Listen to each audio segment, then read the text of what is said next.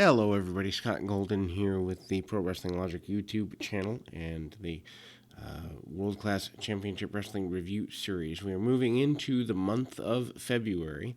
Actually, month of February will be up overnight tonight, whatever. That's where that goes. So February 1st, 1986 is the episode we have on tap for you at the moment, and hopefully that is enjoyable for you. There's some new stuff, certainly, stuff worth checking out, but also a lot of things that are, a little extreme, to say the very least. Also, we're mere weeks away from the disfortune and misfortune of the passing of Gino Hernandez. So timing on this angle is a little rough. But anyway, we open with actually a promo where Chris Adams calls out Gino Hernandez, basically says he's nothing but a punk and that they are going to finally do battle. So Hernandez and Adams go at it here. This is from some form of house show environment or non-normal arena. Actually, a lot of brawling happens here. Hernandez runs to the outside, does not want to be handled. Adams tosses him back inside, and they basically chase each other around. The referee actually almost trips over the bottom rope in the process of trying to get through and up there, and there's several things where there's shots that are there, and ultimately, the body slams that are there, and there is also a hair match to this as well. Sorry, I got distracted there for just a second. Hair match to this as well. Diving approach of a top rope headbutt or a splash attempt. Not quite sure what Adams is going for.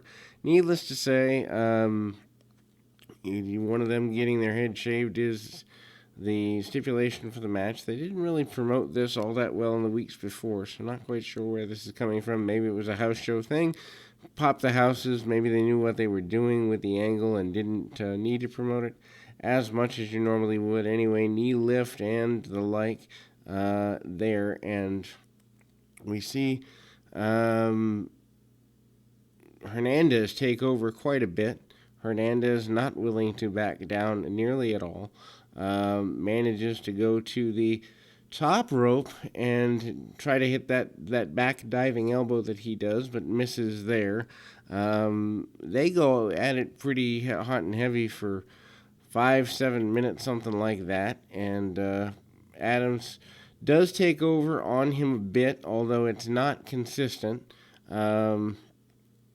The brawl to the outside, Adams obviously doesn't care, sends him into the post a few times. Referee goes to the outside, tries to break them up, doesn't really get a lot going there, allows leniency as the match does continue.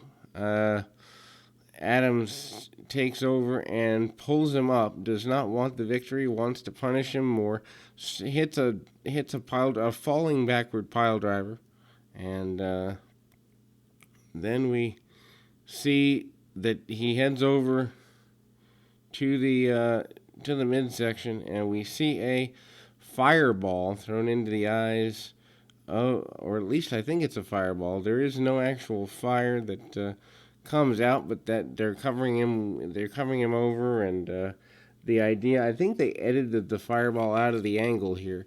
The reaction is like a fireball. He's covering the eyes. He does in weeks come to a blind spot. So for those that know the area, certainly let me know that it is in fact a fireball angle, because I'm reasonably sure it is. Rick Rude talks about being the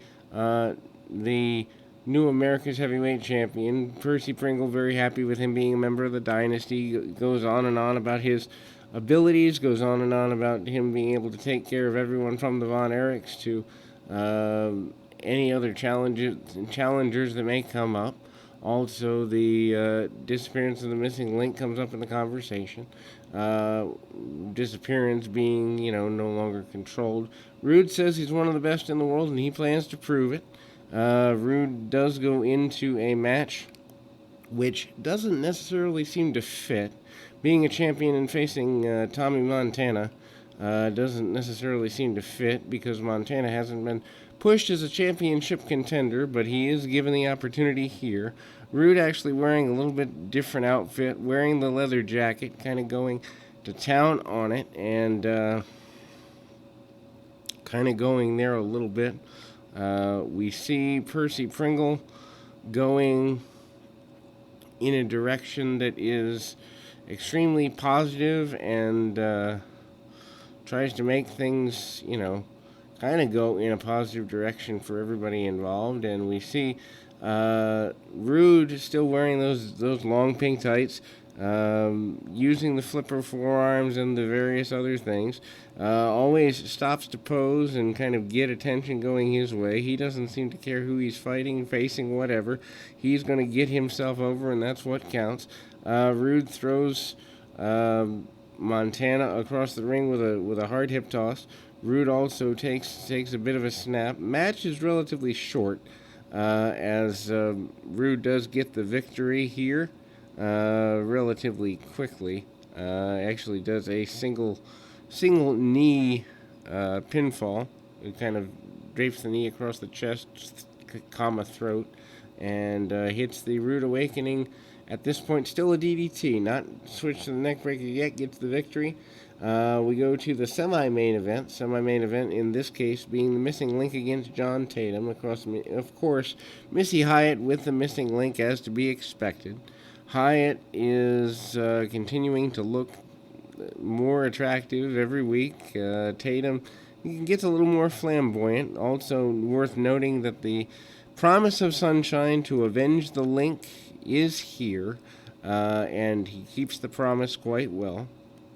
And then we kind of do see a bit of consistency there.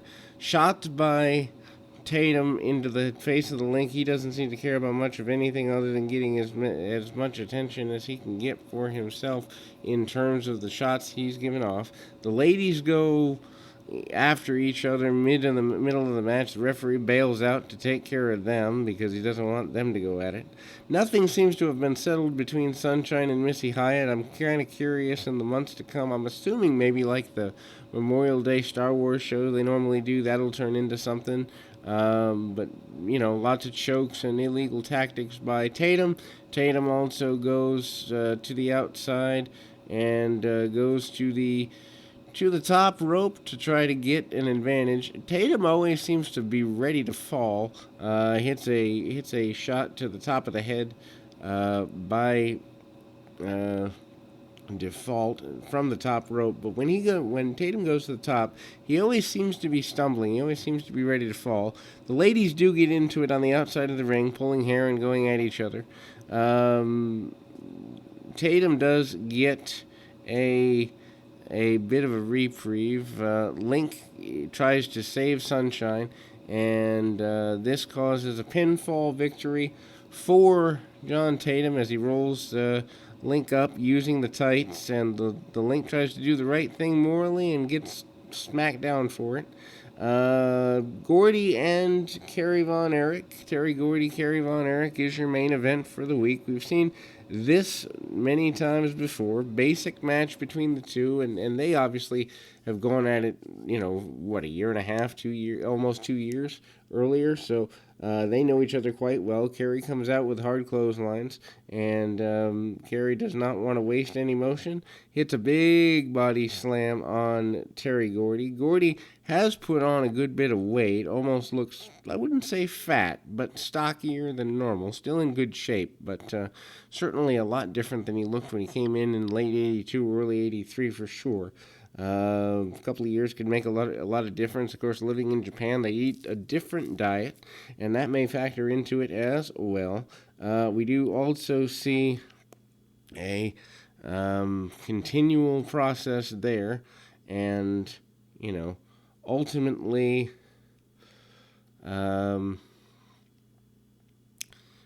we see something like a push off and a attempted cross body, and they collide mid ring as neither guy gets the cross body, and then Kerry goes to the attempted second rope on the inside. Gordy tends to try to get some sort of footing, and actually does. Goes for what appears to be a superplex, but can't seem to get the jockeyed position for that, but finally does. Referee actually has to dodge out of the way for that particular maneuver, otherwise he would have gotten crushed on. So I don't know if the referee didn't know it was coming, or he was just in the wrong place at the wrong time, or the right place at the wrong time, or whatever it was. Anyway, Gordy ends up going for the sleeper hold, hooks that in, works that for a couple of minutes, obviously slows the match tempo down, and, kind of hits, they clash together, crush together, and go together. And then we kind of see a continuation there, where Gordy's trying to get the chokeouts, trying to get everything he can, and doesn't get all he wants out of it. Irish whip here, reversal, and Kerry gets the sunset flipped hooked in. 1, 2, 3. Kerry gets the victory there.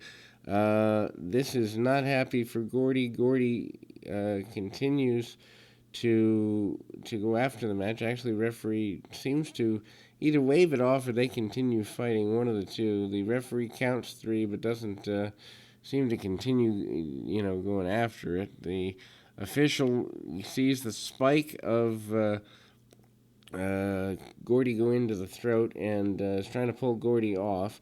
Freebirds do run down, continue to fight, and continue to go at everybody, and obviously Freebirds Von Erich's going to continue well into February and beyond here in World Class. We will be back with more action right after this.